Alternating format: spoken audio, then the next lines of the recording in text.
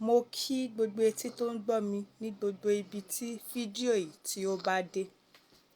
Orúkọ tèmi ni Akọ́mọlédè Àgbáyé. Èdè Yorùbá ni iṣẹ́ tiwa.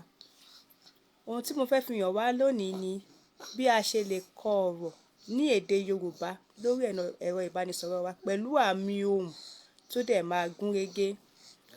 Ọ̀pọ̀lọpọ̀ àwọn èèyàn ló máa ń ní àdojúkọ yìí tí wọ́n bá fẹ́ kọ ọ̀rọ̀, tí wọ́n bá fẹ́ kọ nǹkan ní èdè Yorùbá pẹ̀lú àmì ohùn. Wọ́n á ṣẹ̀ṣẹ̀ lọ máa gba oríṣiríṣi àwọn apilikéṣọ̀nù pé wọ́n fẹ́ fi kọ́, kí wọ́n lè bá fi àmì lé. Ṣùgbọ́n nígbà tí o bá máa wo fọ́nrán yìí tán, wà á rí wípé ó rọrùn. Gbogbo ohun tí o kàn ní láti ṣe ni pé kó lọ sí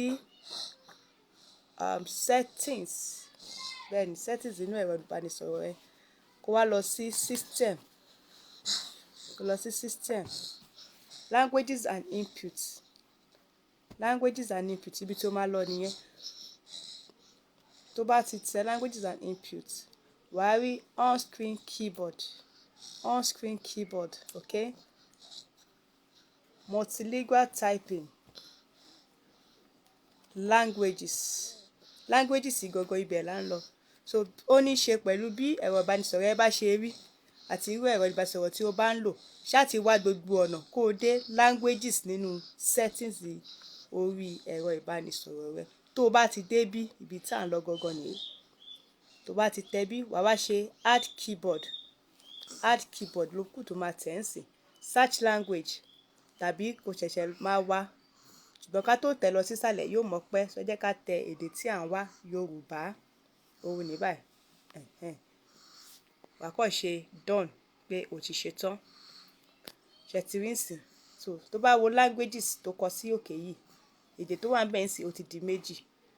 English, èdè Gẹ̀ẹ́sì ó wà lókè. Yorùbá ó ti wà ń sàlẹ̀. Ẹ jẹ́ ká wo bó ṣe ń ṣiṣẹ́. Tó bá ti ṣe bẹ́ẹ̀ yẹn, kò sí nǹkan tí ò lè ṣiṣẹ́ fún. O lè lò fún WhatsApp ẹ, o lè lò fún SMS àtẹ̀ránṣẹ́, kò sí, o lè lò fún Word document, kò sí nǹkan tí kò lè ṣiṣẹ́ fún. Ẹ jẹ́ ká gbìyànjú ẹ̀ wò. Tá bá lọ sí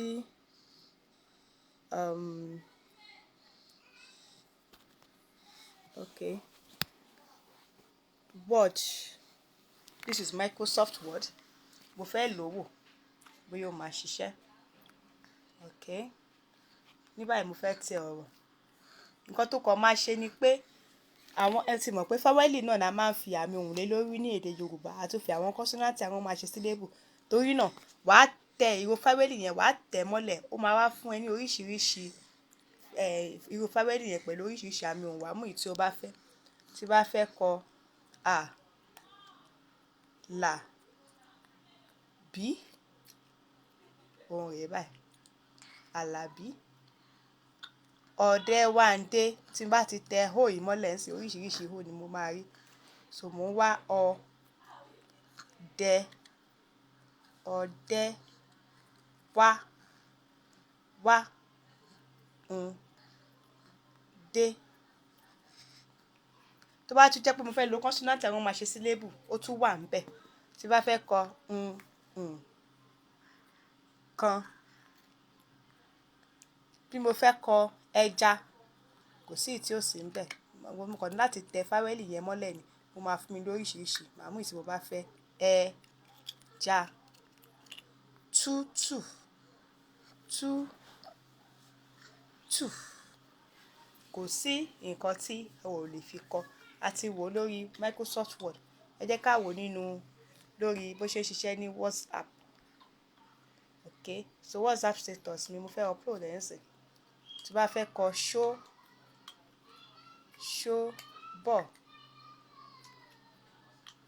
wá, lé. Ṣé ti rí? So kò sí nǹkan tí kò ṣiṣẹ́ fún. Kò sí nǹkan tí ẹ ò lè fi kọ. Ẹ lè lò lórí Microsoft Word document, text message, àtẹ̀ránṣẹ́, WhatsApp. Kò sí tó bá jẹ́ pé o fẹ́ lo, tó bá jẹ́ mọ́ pé o fẹ́ lo keyboard rẹ lórí ẹ̀rọ ìbánisọ̀rọ̀ rẹ, gbogbo ẹ̀ ló lè fi kọ. Kò sí nǹkan tó lè fi kọ. Ire o. Títí di ìgbà mìíràn tí a tún máa pàdé. Ẹ jọ̀ọ́ ẹ bá mi share fídíò yìí sí àwọn tí ó tún máa nílò rẹ̀. Akọ́mọlédè Àgbáyé lórúkọ mi. Ó dìgbà kan náà.